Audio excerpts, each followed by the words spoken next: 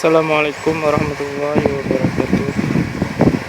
Berikut adalah kondisi makam kuno yang masih ada di Aceh Utara, Teluk Sumawwe.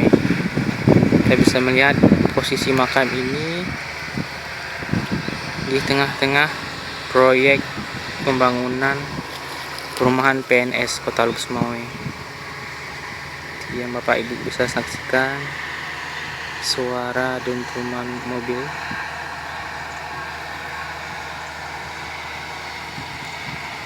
Kita juga masih belum tahu kuburan ini, makam ini siapa. Kita juga masih belum tahu.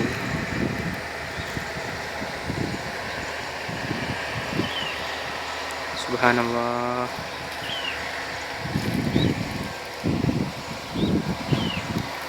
Kita ingin mengundang Bapak Ibu bisa mampir ke sini melihat-lihat makam ini. Kalau tidak, mungkin akan terbengkalai dan tak ada yang melestarikannya.